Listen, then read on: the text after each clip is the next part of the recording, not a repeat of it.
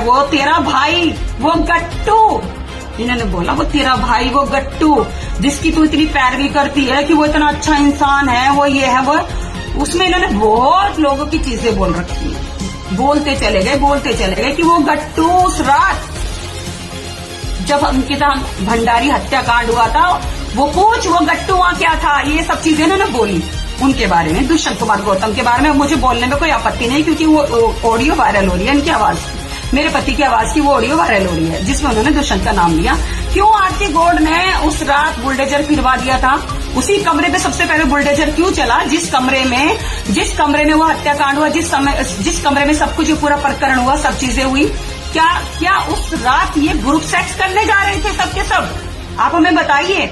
और उस रिकॉर्डिंग में खाली एक उन्हीं का नाम नहीं है, उनको तो गट्टू गट्टू करके पुकारा जा रहा था, और भी लोगों के नाम है उसमें।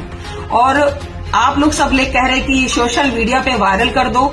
मैं वो सोशल मीडिया पे मैं तो सोशल मीडिया का बहुत बहुत बहुत आदर करती हूँ, क्योंकि मेरी जिंदगी में जितने भी न्याय मुझे मिले हैं वो सोशल मीडिया के माध्यम से ही मिले हैं, पत्रकार बंधुओं के माध्यम से ही मुझे मिले हैं। और मैं कोई अपराधी नहीं हूँ कि मैं भाग जाऊंगी या मैं छुप जाऊंगी और मैं कह दूंगी जी मेरे पास तो सबूत ही नहीं है, इसलिए मैं लाइव आई हूँ। तो उस रात सुरेश राठौर ने ये बोला कि वो गट्टू जिसे तू अपना भाई कहती है वो गट्टू जा रहा था उस रात, जिसे तो राखी बोलती है, राखी वाला भाई बोलती है, दुष्यंत कुमार गौतम, वो जा रहा था उस रात। सुबह उठ के वो गंगा स्नान करके वो फोटो डालता है सोशल मीडिया पे, वो जा रहा था उस रात। फिर आरती गौड़ ने, क्योंकि आरती गौड़ के पास वीडियो ऑडियो है दुष्यंत कुमार गौतम की, क्योंकि आरती गौड़ भी कहीं ना कहीं सेक्स रैकेट में शामिल है, वो लड़कियां सप्लाई करती है, क्योंकि सुरेश राठौर ने उसको फ्लैट दे रखा है इसी काम के लिए। तो वो सारी चीजें, वो रिकॉर्डिंग, उसमें बहुत गणमान्य लोगों के नाम हैं। हम सबके नाम नहीं बोलेंगे अभी, हम इसलिए नहीं बोलेंगे क्योंकि देखो हम कहीं ना कहीं भारतीय जनता पार्टी के एक छोटी सी कार्यकर्ता हैं। हर जगह अच्छे बुरे इंसान होते हैं, भाजपा में भी अच्छे हैं, भाजपा में भी बुरे हैं, कांग्रेस में भी अच्छे हैं, कांग्रेस में भी बुरे हैं। ये मुद्दा किसी राजनीति विशेष का मुद्दा नहीं है भाई, सबको चिल्ला के कह रही हूँ, ये मुद्दा है तो किसी बेटी की चीख पुकार का मुद्दा है, किसी बेटी की हत्या का मुद्दा है। हम तो ये कहते हैं कि जो हिडन अपराधी हैं, और अगर मैं तो ये कहती हूँ कि अगर सच में दुष्यंत कुमार गौतम जी ये है तो उनकी सीडीआर निकालें और सुरेश राठौर पब्लिक के सामने आए, मीडिया के सामने आए, सब चीजें दूध का दूध पानी का पानी हो जाएगा। और ये जो वीडियो आप लोगों ने देखी, इस वीडियो ने पिछले 2 दिनों से उत्तराखंड में धूम मचा रखी है।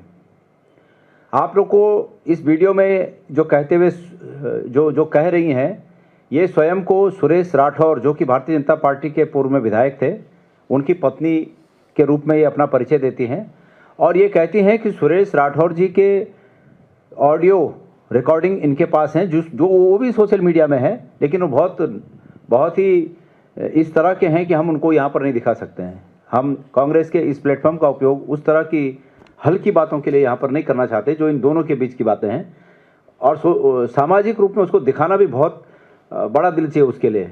मेरे पास तो नहीं है ऐसा दिल कि मैं इस तरह की नंगाई को दिखा सकूं जो दोनों के बीच की बातें हैं। लेकिन उस बातचीत में ये है कि सुरेश राठौर जी ये कह रहे हैं कि अंकिता भंडारी हत्याकांड में अंकिता की जो हत्या हुई, वो हत्या इसलिए हुई कि उसके ऊपर दबाव बनाया जा रहा था इन शख्स के लिए, जिनका नाम अभी इस मैडम ने लिया, गौतम। ये वर्तमान में भारतीय जनता पार्टी के उत्तराखंड के इंचार्ज हैं और बड़े लंबे समय से इंचार्ज हैं। तो जो नारा था कि बेटी बचाओ बेटी पढ़ाओ, असलियत में भारतीय जनता पार्टी की नीयति इस रूप में सामने आई कि भारतीय जनता पार्टी की हकीकत क्या है बेटियों के प्रति। साथियों, एक चीज मैं ये कहना चाहता हूं कि अंकिता भंडारी हत्याकांड जब हुआ, उस दिन सबसे पहले शक की सुई इस रूप में जागी, ये शक इसलिए जगा कि रात को जब ये 3-4 दिन पहले उसकी वो हो गई थी, मतलब ये पता चल गया था कि वो कहीं गुम है। फिर जब उसकी बॉडी मिली तो उससे पहले ही उस कमरे को, जिस कमरे में होटल के जिस कमरे में वो रेसिडेंस के रूप में उपयोग करती थी, होटल मालिक ने जो कमरा उसे दे रखा था, उस कमरे को बुलडोजर से तोड़ा गया। बुलडोजर से तोड़ने के बाद उस कमरे के जो बिस्तर थे उस कमरे में, उन बिस्तरों को जलाने की कोशिश हुई। वो अधजले जो बचे उनको स्विमिंग पूल में डाल दिया गया। तो निश्चित रूप में ये शक प्रतीत हुआ कि ये सबूतों को मिटाने की कोशिश है। उस समय मैं स्वयं हमारे अन्य साथियों के साथ, कांग्रेस के अन्य साथियों के साथ मैं वहाँ गया, और जब मैंने पूरी हकीकत देखी तो मुझे ये शक हुआ कि जो सुबह से सोशल मीडिया में चल रहा है कि मुख्यमंत्री धामी अपने को वो बता रहे हैं, मतलब धाकड़ बता रहे हैं, कोई हनुमान बोल रहा था, कोई कुछ बोल रहा था, कोई कुछ बोल रहा था कि इनके पास इतनी ताकत है कि इन्होंने ऐसे होटल को तोड़ दिया जिस होटल में कांड हुआ। लेकिन मुझे शक इस बात का हुआ कि अगर इनको उस होटल मालिक को नुकसान करना था तो उस होटल मालिक का निजी आवास बुलडोजर से हरिद्वार में था तो बुलडोजर से वहां तोड़ते, उस होटल के उस कमरे को तोड़ने का क्या औचित्य था। तो मुझे शक हुआ कि ये सबूतों को मिटाने की साजिश है, और निश्चित रूप में आखिरकार वही सच निकला कि वो कमरा तोड़ने की जो बात थी वो अपने को बलवान दिखाने की बात तो अलग चीज़ है, लेकिन वास्तविक रूप में सबूत मिटाने की साजिश थी। इन्होंने वो सबूत मिटाए। उसके बाद जब वो सबूत मिटाने पर क्वेश्चन खड़े हुए तो उसमें वहाँ की जो विधायक हैं रेणु बिष्ट, उनका नाम आया कि भाजपा की विधायक रेणु बिष्ट ने ऑर्डर किए थे। अभी ये जो मामला एक महिला, दूसरी महिला का इसमें नाम आया है, ये जो महिला नाम ले रही हैं, एक दूसरी महिला का नाम ले रही हैं, उनका भी वीडियो आ गया जवाब में। उनका कहना है कि वो काम रेणु बिष्ट ने किया था। भारतीय जनता पार्टी, रेणु बिष्ट ने कहा कि मुख्यमंत्री ने किया था। मैं भारतीय जनता पार्टी के नेता से आज दोबारा इतने सालों के बाद इस बात को पूछना चाहता हूं कि ये बताएं कि उस कमरे को तोड़ने के पीछे उनकी जल्दी क्या थी। अब चूंकि उनके नेता का नाम उन्हीं के पार्टी के कार्यकर्ताओं के द्वारा और उन्हीं के पार्टी के पूर्व विधायक के द्वारा उनके नेता का नाम सामने आ गया, तो भारतीय जनता पार्टी की सरकार, पुष्कर धामी जी की सरकार पिछले 2 दिन से आखिर कर क्या रही है। दिल्ली में आकर इस प्रेस को करने का जो इरादा है, जो मकसद है और जो मेरा लक्ष्य है वो ये है कि आप लोगों के माध्यम से ये हमारी बात, क्योंकि हमारी बात पता नहीं क्यों माननीय आवास प्रधानमंत्री वहाँ पर इतने बैरिकेटिंग लगे हैं कि हमारी आवाज़ वहाँ तक नहीं पहुँचती। दिल्ली में आकर करने का हमारा जो मकसद है वो ये है कि उत्तराखंड की आवाज़ वहाँ तक जाए, पीएमओ तक जाए, और पीएमओ के अधिकारी ये बात प्रधानमंत्री जी के कानों तक पहुँचाएं। और प्रधानमंत्री जी से मैं निवेदन करता हूँ कि उनके इस केस में ध्यान देने से नंबर 1 वो सीबीआई की जांच करें। इसका ये सीबीआई केस, इसमें सीबीआई की जांच निश्चित रूप में होनी चाहिए। सरकार ने पूरी ताकत लगाई कि इसमें कोई जांच ना हो और उनकी एसआईटी की जांच को ही अंतिम जांच माना जाए। लेकिन केस तो कभी भी खुल सकता है, इसलिए मैं मांग करता हूं कि इसकी सीबीआई जांच हो और दूध का दूध पानी का पानी हो।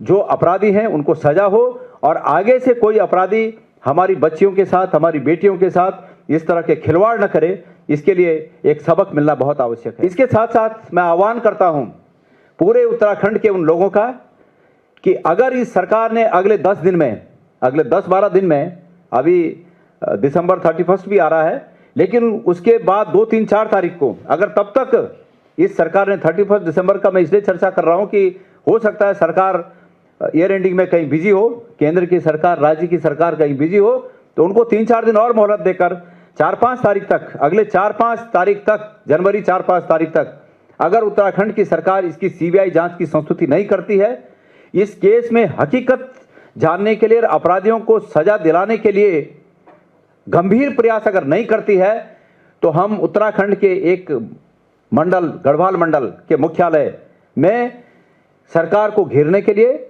और सरकार से जवाब मांगने के लिए, सरकार को जवाब देने के लिए मजबूर करने के लिए, सीबीआई जांच कराने के लिए, सरकार को इस रूप में मजबूर करने के लिए एक विशाल धरना प्रदर्शन और सरकार के खिलाफत करने के लिए एक आयोजन करेंगे। इसलिए सरकार को मैं चेताना चाहता हूं कि सरकार समय रहते हुए इस 10 दिन के अंदर अंकिता भंडारी हत्याकांड में सीबीआई की जांच की संस्तुति करे, नंबर 1। नंबर 2, ये सीबीआई की जांच किसी माननीय न्यायाधीश की अध्यक्षता में हो, जो कि सुप्रीम कोर्ट के न्यायाधीश रिटायर्ड हुए हों। पहले हो सके तो सिटिंग के अध्यक्षता में हो, और अगर न संभव हो तो रिटायर्ड जज की अध्यक्षता में हो, क्योंकि कहीं ये इतने बड़े लोग हैं, सत्ता के सौदागर जो इसमें इन्वॉल्व हैं, इतने बड़े लोग हैं कि वो आजकल जैसे सीबीआई का हाल है ही, वो सीबीआई को इन्फ्लुएंस कर सकते हैं, प्रभावित कर सकते हैं। तो ऐसा ना हो, इसलिए तटस्थ रूप में इसकी निगरानी के लिए कोई महोदय, रिटायर्ड जज महोदय इसकी निगरानी करें। मैं ऐसी मांग करता हूं।